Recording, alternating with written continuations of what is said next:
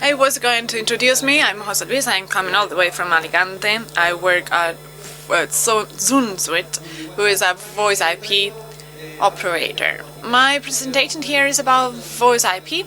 Let us have an introduction as a summary, and then we will get into telephone fraud questions. Who's familiar with VoIP? Raise your hand. Only a few people. Well, usually at conferences, when there is a discussion on malware reversing Android, they all know what it is. And yet, when there is a presentation on voice IP, people know what it is, rings a bell, or have no clue. And often I'm talking and I picture people looking like this. So here you have a short intro to explain what it is. Voice IP, it's a telephony on the internet or through the internet. We are used to traditional telephony where our conversation travels through a physical wire, but with voice IP we code it and send it through the data network. We are often, those of you who have not raised your hand, you've probably used voice IP. How many of you has used Google Voice or phone on WhatsApp or Skype or Line? Probably more than one in the room.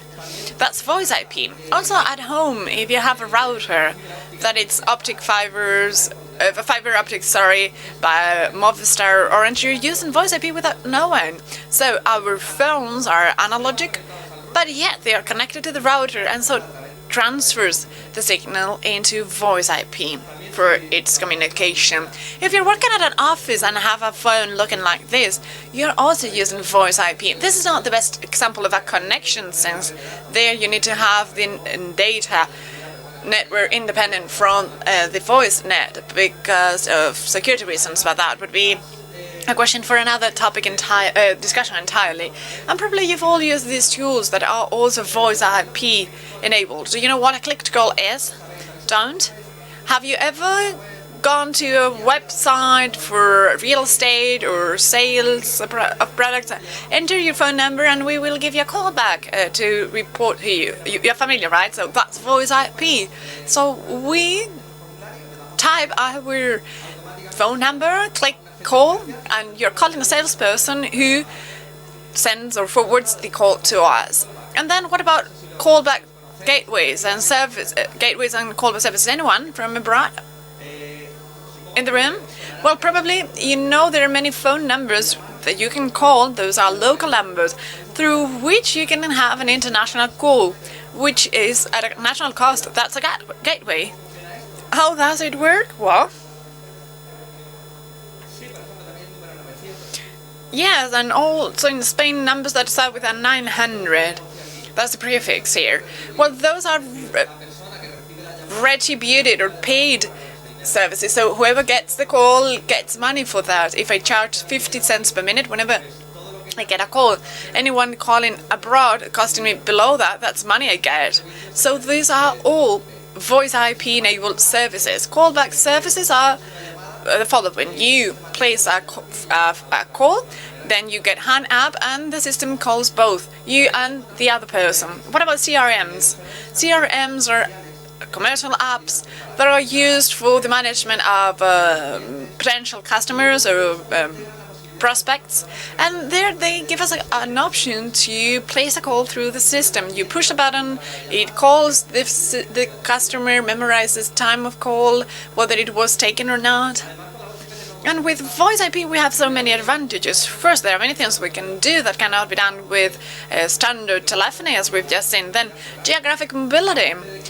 So not anymore, but in the past we used to move just 2 blocks back and we had to change the telephone number because it was a different node connection. With voice IP we can get our call wherever we are. Actually, I go on holidays and still get the phone calls on my phone. Just by having an internet connection is enough. I tap in and it is. And usually cost saving, especially international calls, are cheaper. As part of a conventional system such as at home or an office, we will have a voice network where we have it connected to the output at home, or we have a traditional call center, and then we have the data network where we plug into the internet, and then we have mixed systems. What we've seen before, a light box or routers or even call centers at a company that are analogic, and then internally they are connected to voice IP. And then we also have full voice IP solutions where even devices themselves have an IP address and are connected to the network just as any other device, and the whole network works on the internet. As for the structure we might come across when working with a voice IP system, we might have just a call center at an office. We have resellers, they resell traffic or flow. They can have IP operators connecting call centers, telephones, resellers, other operators as well. And finally, we have carriers, the ones giving us access to the traditional network. Anything below that goes through the internet. And yet we need to be able to communicate with non-voice IP devices. It wouldn't make sense to talk to people just who are on voice IP. And that's why we've got carriers. When we are getting a call, it's routed through the operator all the way to our call center, and the other way around, just the same. Place a call provider and placed outside. How does the voice IP system works? Contrary to a standard telephone where everything works analogically or digitally through a wire, here the signal is codified and we use data packets. For voice IP we have two stages: signaling, where we can have communication amongst devices and servers, an intermediate session or media session, that it's the audio transmission, sound transmission. Signaling, we've got so many protocols. The most widespread is the SIP, which has a pretty similar syntax as HTTP. Probably you are familiar with all that and post and everything. Here we have a series of messages: register, invite, options, update, etc. And through those messages we will start communication and have it between among servers and devices. Often we will need authentication. When we need authentication, will be a digest register. We register a device, a terminal, and first we need to authenticate.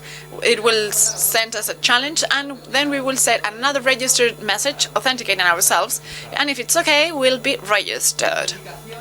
Authentication with register is mandatory, but with other messages such as invite, it's optional. This is one of the main security fails that we can find, or troubles we can find, because people tend to mix it up. Since it's a register, it seems it's a website.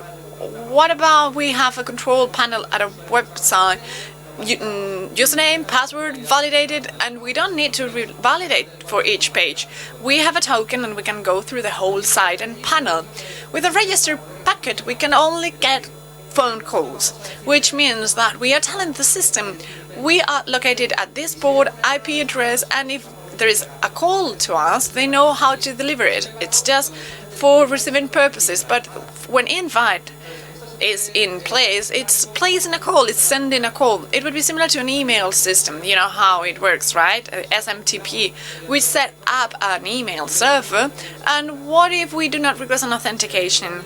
A few minutes back, we are in all spam lists because there are many spammers trying to find servers allowing them to send. So either we request username and password for email sending, or make sure that the user has had access to IPOP or IMAP inbox and validated it. Well, just the same here. Whether we have to have an authentication or make sure that they have registered using their device. We will see that later on because it's a hot topic.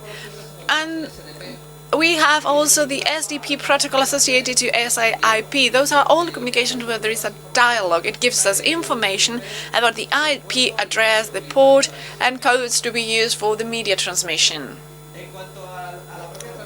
As for the sound transmission itself, we will be using RTP protocol in any variant, ciphered and non-ciphered, and a series of codecs. As you said, you speak over the phone. On the phone, it gets the communication, and it uses a codec in order to be able to send the packet through the data network. Differences between codecs is compression and quality and everything else.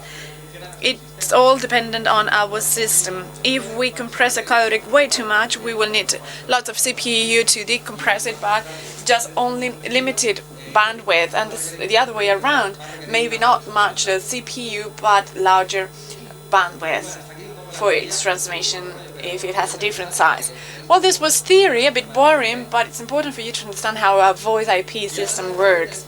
And about telephone fraud. As part of these systems, we find so many types of fraud. Scams and tapping and spam and phishing, which is telephone phishing. So we can pool potential attackers targets into 4 groups. We can have people who are snooping, curious, who want to know what our system is like and maybe place a call as a trophy.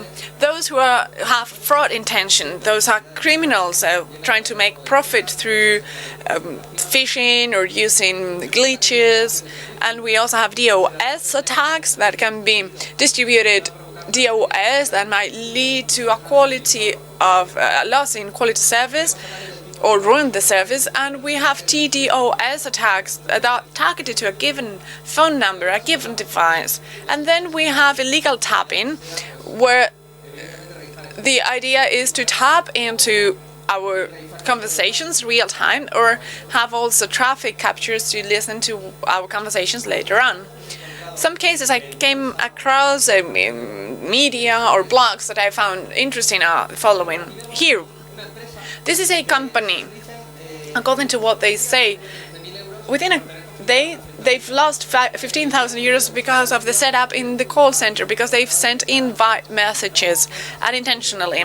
If you do not force a register with an invite message and you have a public call center on the internet, this may happen to you. It seems this company had a misconfigured call center who a Malaysian operator decided to send all calls to Cuba through that call center. So 15,000 euros one day.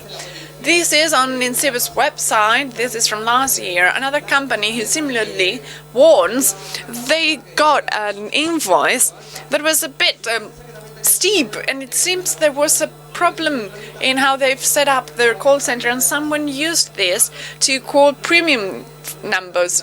Those are special price. In Spain are 806. That's a prefix.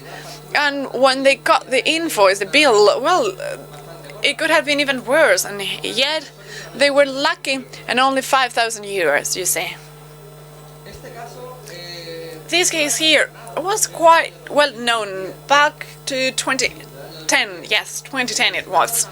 And this is a Romanian organized crime band or gang that was calling premium numbers through stolen accounts, but on top of that decided to go all big about it, and they were with a platform sending third-party calls, and they were making profit because you don't need to pay the carrier because it's stolen account, so bigger profit. And this was the website, Zado Communications website. It has been closed now. Supposedly they started late 2009 for personal calls. 23,500 calls, personal calls, a bit too much, as I said, but they come to realize that they could make a lot of profit and decided to have the shadowed communications on. Within a year, they had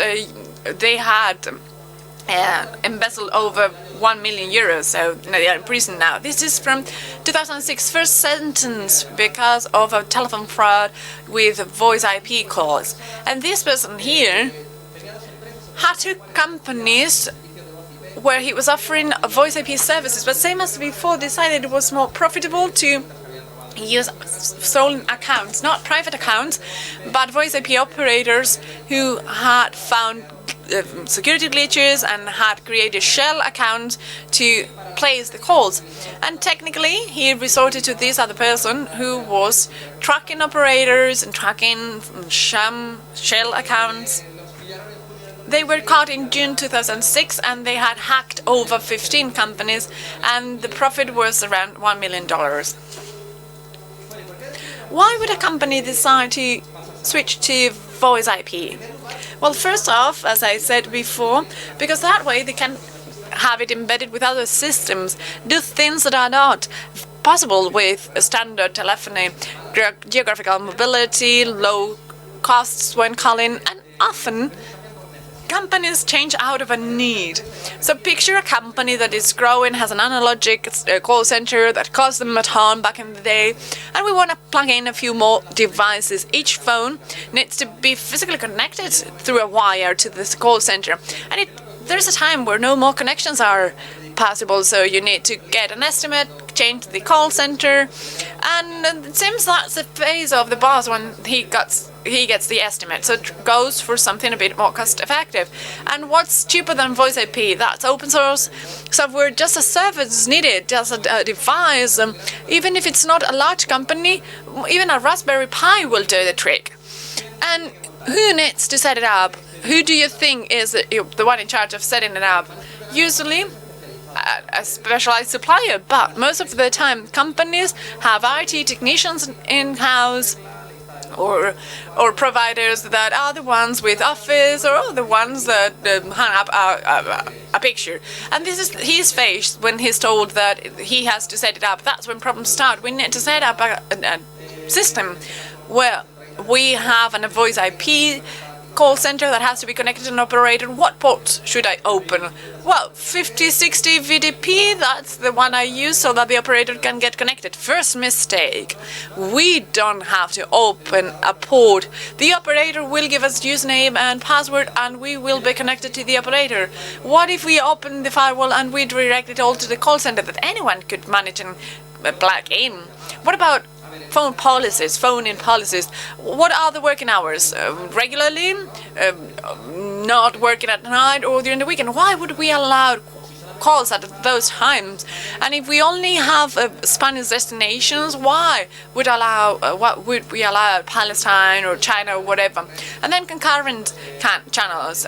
Actually, with our standard telephone, we speak on the phone and there is a beep if the line is occupied. But on voice IP, we can configure as many simultaneous channels as we want, which means 10 simultaneous channels, 10 people will be speaking at the same time. It doesn't make much sense, since usually you set it up with two channels, one for a conversation, another one to switch or take a second call at a given time. But it makes no sense to have 20 or 30 channels at a time. And when you see that things don't work, you start trying it all out, and sometimes you change this value. This is another example from a forum where someone's complaining that I think my call center's been hacked. Over the weekends, no one's in the office and the traffic is higher than. Yes, your call center is being hacked and your bill will be off the roof. And what about calls to cell phones in Senegal? Cost is 50 cents a minute. It seems there's this account that's been stolen by someone and they keep calling. And that account is set up, misconfigured, and we have 10 simultaneous calls. So 10 simultaneous calls can be placed. The attacker uses Sunday and Saturday when no one is there, so totaling 2,880 minutes worth of calls. Multiplied by 10, uses over 28,000 minutes, plus multiplied by 0.50 cents or so, 50 cents, it's over 14,000 euros 1 weekend. So how can they be speaking for 48 hours in a row? It's not logical, right? But this is an account, so I can plug in a phone or a different call centers. So I have an account and I can have 10 people speaking at the same time. So I get a call office and I have 10 devices and keep calling and calling. So it is possible. And what if instead of Senegal they call premium numbers? Here in Spain, 806, which is 2 euros per minute. So do the maths. As we were saying before, one of the greatest problems here is not requesting an authentication when placing a call, especially if you're opening the firewall. If our call center is connected to the internet, the operator naturally will be sending data and we will send them to the operator, but anyone from outside will send us packets, sending a packet with an invite trying to place a call, and they will be calling outside the call center. as a demo, I developed this script trying to place calls through misconfigured call centers. And if we run it, that's what it does. We say, this is the address for the call center and the number we want to call. The script will send the invite packet to the server. Server will return us a trying. It is trying if it's misconfigured. Then ringing, as long as the phone is ringing. And finally, 200. So go ahead, okay. When they take the phone, pick it up. And we can also force the ID so that they see the ID on their phone as long as the call center forces it. And if you have not fallen asleep yet, you might wonder why. What's this worth? What's this for? Because if I place a call through a script, the other person picks up, I'll speak, right? But since these are messages, packets, there is a specific message that is the refer thing through which you can transfer calls. We have a call to a given phone number, but when they pick up, they transfer the call elsewhere to a different number. So we have two people in communication, and there would be a twofold expense at the call center because they will be placing two of it. So with the script, we will send the address, the phone number, and the transfer number. When they pick up, we will send the refer packet to have it transferred to the next phone number. Let's see a demo. Let's hope it doesn't fail.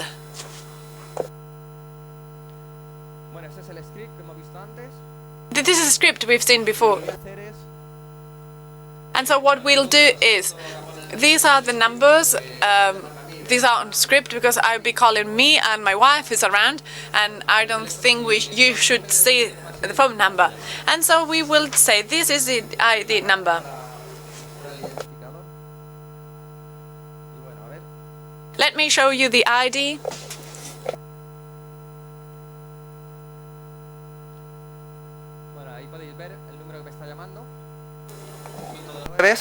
Okay, so these are all mine, the incoming.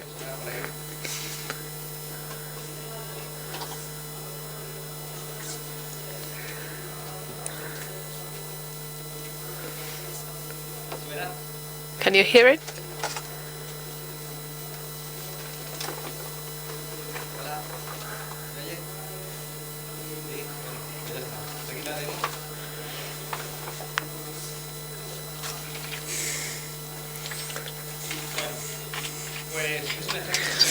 Okay, this is just an example of what can be done by using a purely configured switchboard. As soon as two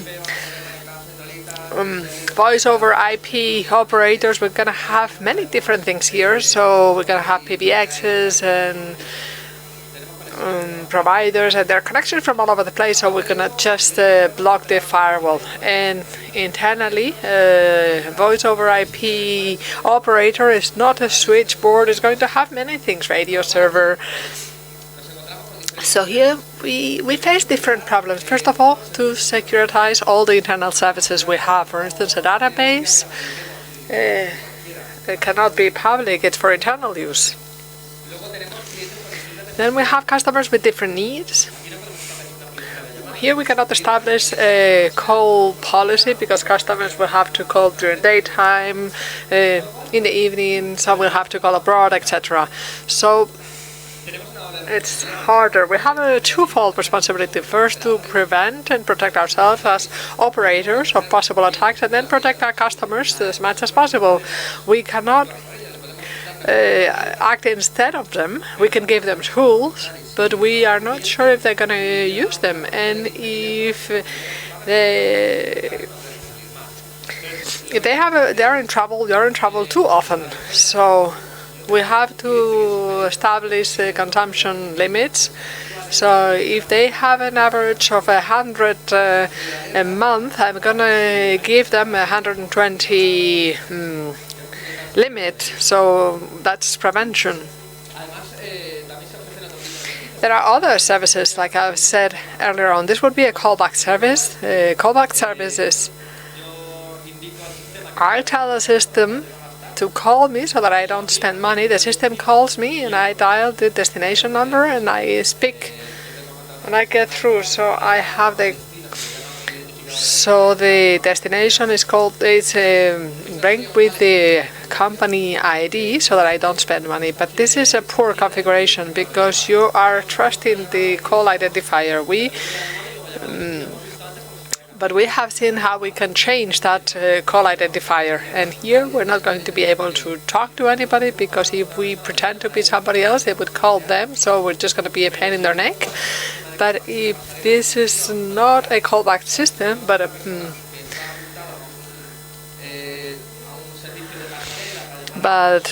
somebody who has a special service to call their countries, I call with their phone call identifier, and that's going to go on their bill. So if you call through one of these bridges, you should at least be asked for a PIN. Do you know, change in the matter, do you know what a honeypot is? You can use it to misbehave, but not necessarily.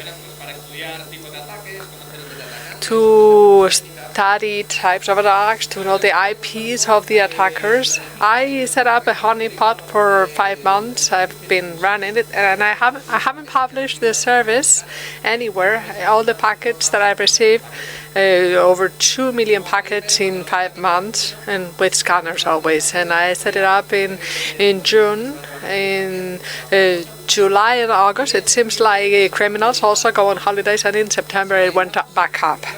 If we analyze the results, we can see this is taken into account a single IP per packet, and most access that I've had are messages of the type options, and that means it's a scanner. When somebody sends an option packet, it's like in the web to see how you answer. It's just to detect if there's a server behind.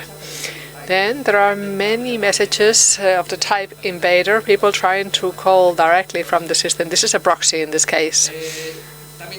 We also have a lot of register messages, trying to register accounts obviously to crack them. And if we take into account all the IP addresses, we can see that the number goes up. Brute force attacks to good. We also have a very high number of invites, people with scripts trying to call through the switchboard. As to user agents, I don't know if you can see properly. The user agent comes from the message itself, and it identifies the type of device that's calling. For instance, on a phone, we can see if it's a big stream or an ing. The applications, well, usually when you program an application, you have a user agent, but the 3D scanner, which is, this is a Python script, and if I want to use this tool to find servers and do illegal stuff, the first thing I do is to change the user GBIT, because everybody's going to do that. And the honeypot allows for everything, but any normal system will block this user. So we find Field Scanner, and many user Field Scanner is it's part of the Servicios tool in Python to locate IP servers, to try to crack accounts. EasyCli is an application of Kaplan Soft for Windows, and it's a small framework that allows us to generate a number of messages so that they come out automatically. And they're basically used to try to phone for free, similar to the script page that I've shown you earlier on. As to IP addresses, well, you don't see at the top, but it says over 50,000. And that's peculiar because I've done the honeypot. It's a homemade honeypot that I've done in a couple of hours, and when you try to register a user with one password, I say is correct. So, but if you give me another password, I also say it's correct. So I think it's incredible how many people send these messages. As to the time, you can see there are requests at all day long. If you look, distributed them for a country with a single IP, you get more people from the United States, followed by Germany, Palestine, Great Britain. As to with all IPs, the more persistent are still the ones in the States, then French people, Germans, English. We can see this in a map, more visual. Green dots, a few axes, yellow. It's a bit more, and red is really, they'd overdo it. This is the United States map of all the attacks that I've received. From Europe, France, Germany, England. Here, all the dots are very close because when we try to geolocalize the IP, because when you try to geolocate, they always give you the same area, and I try to distribute them a bit more so we could read the map. It's peculiar that in Malaysia all the attacks come from the south, because it seems like at the north they have no internet. I don't know if you may not have noted here that there are so many messages of the invite type, because it didn't used to happen before. People used to get register messages. People were trying to sort of break into your account to be able to call. But here we can see that there are lots of people who try to make the phone call directly. And why is that? First of all, because if we want to get an account in a system, first of all, we have to do brute force, remote brute force, and that's going to leave a lot of trace, and there are many systems that will block that. And if we crack the account, there will probably be two channels to do concurrent calls. But with invite messages, if we manage to make the phone call, if it's a poor, the switchboard has a poor configuration, then we could make the phone call directly. There'll be no tracing, and the output will be through the operator trunk, so we can make a lot more phone calls. And this takes us to the business of the premium numbers. We've seen some real cases. Well, you don't need to be so smart to realize that if we're stealing user accounts from providers or whatever, and we decide to set up a platform to sell traffic and take the phone calls through those operators, if we make 10, 12 phone calls, but it doesn't happen anything. But if we make many more, then we will be found out. But many people, the many mafias, what they do is that they buy premium numbers. Imagine we hired a lot of premium numbers, and we make money when we are cold. But since we're going to use sort of compromise accounts to call to our own number, we're saving on staff, because each one of those numbers, when they answer, the quote is read and loud, and people will be waiting for hours, and we need no advertising because we will make our own phone calls. Speaking of premium numbers, who here calls to tarot numbers or erotic lines, adult lines? Do you know how the systems work? That often goes through V over IP. Do you know any famous fortune teller? Fortune tellers are famous because they spend a lot of money in advertising. And they invest a lot of money, and they have to recover that money. And how do they do it? Well, obviously, if they have a phone number and just listening, I really cannot sit a bell 24 hours a day waiting or answering these phone calls. And they select people who are very good, that have studied with Harry Potter at the same university, and they are the ones who would take our phone calls.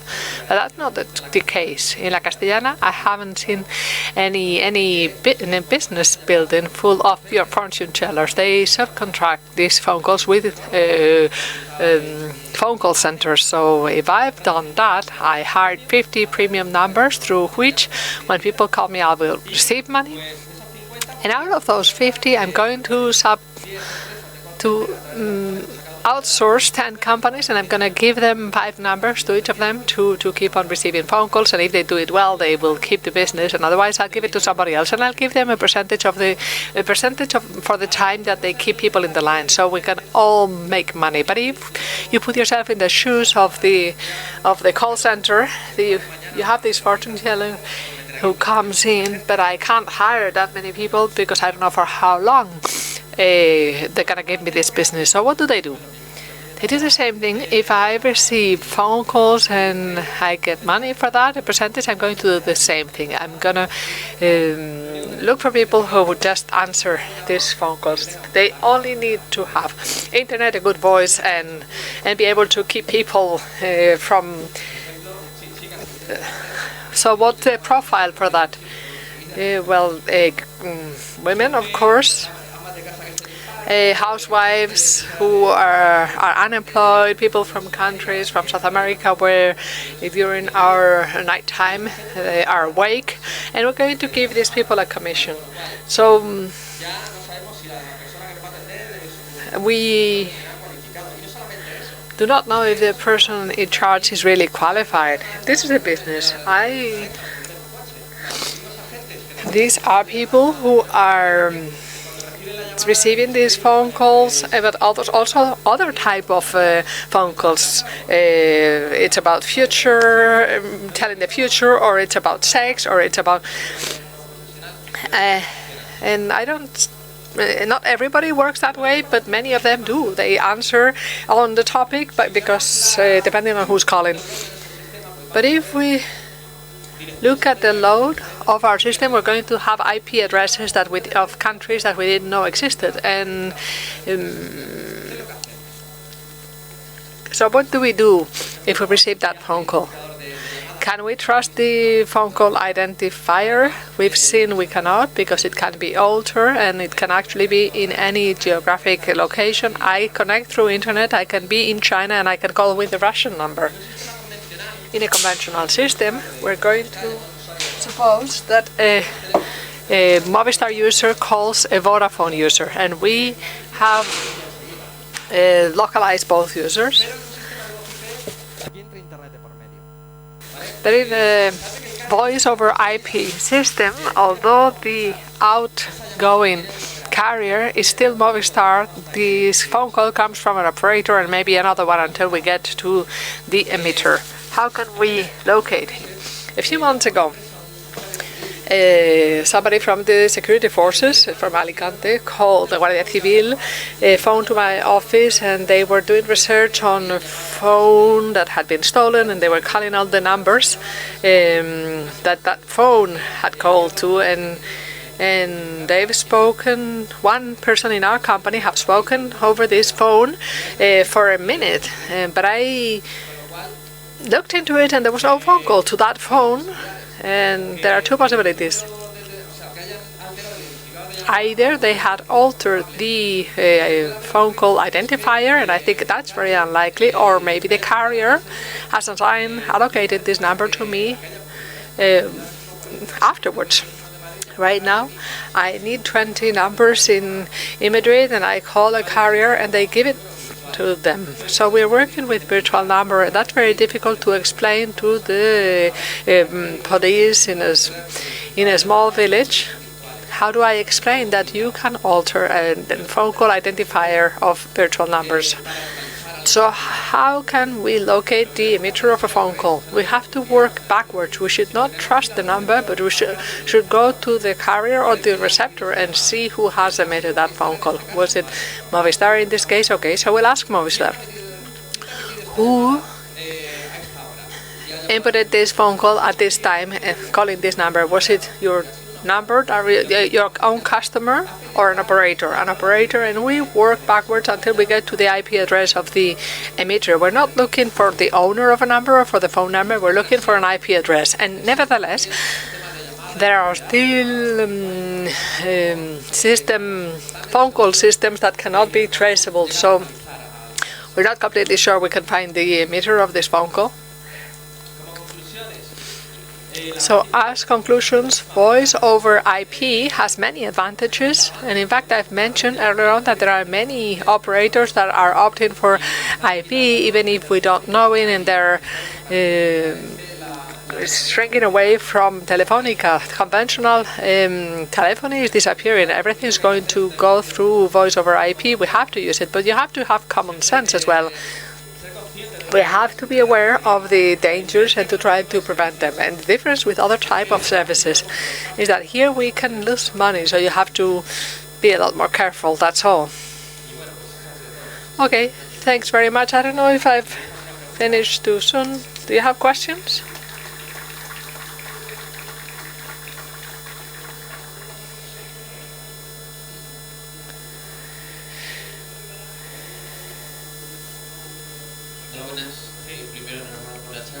Thanks, congratulations for the talk. And the service that you just explained, an untraceable service, what does it use?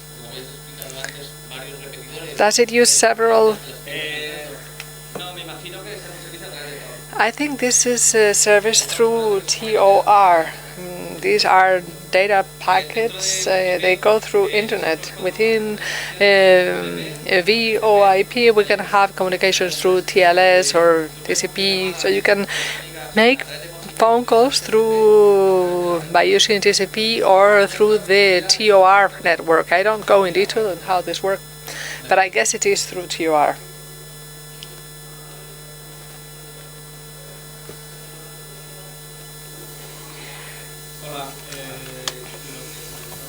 What you have said earlier on in the demo, when you've executed the script, you have done a communication with the switchboard VoIP, and the phone call was between your telephone and somebody else's. For that communication to happen, the service provider, Movistar, Vodafone, must have the capacity to have voice over IP, but some operators don't have that.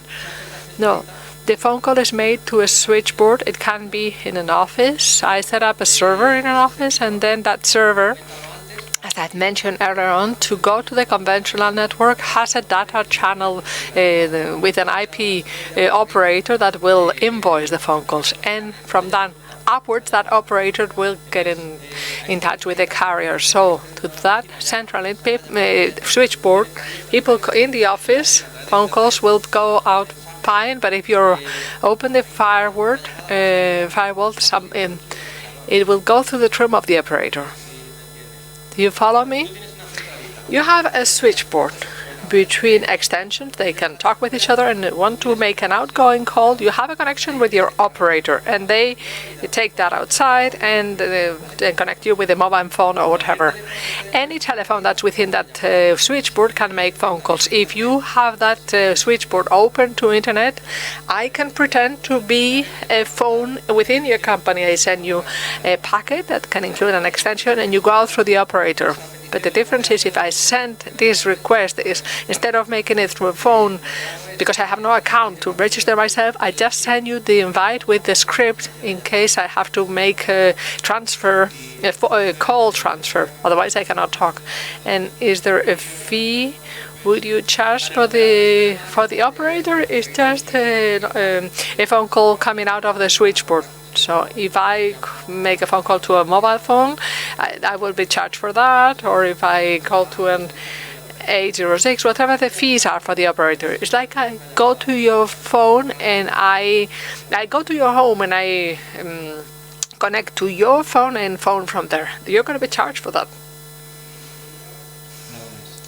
Hello? When it comes to the identifier change, you've used the phone number, but could you have a name? Telegram's calling, or no? This follows rules, and you only can have numbers. You would have the if I called you, you would only see the name if that phone is in your list of contacts. And in fact, I can call because the operator's on top of me. If I have hired a lot of geographic numbers, allows me to have any identifier, but always within certain rules. For instance, right now, there's a new law. You cannot have an identifier which is 902. So 806, you cannot call with those identifiers. So this number, it's a 9-digit number, and it works. And in fact, I've I've tried with these numbers, 5 digits, and they still work. When you're tracing the phone calls, if you change the identifier, is that possible? Yes. Well, you do not trust the identifier. I have made a phone call, and the carrier has made the phone call through the conventional network.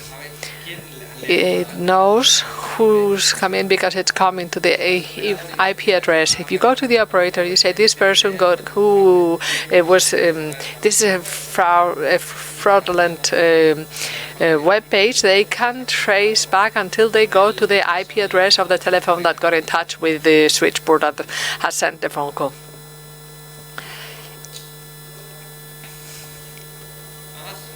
Is that all? Okay, thanks very much.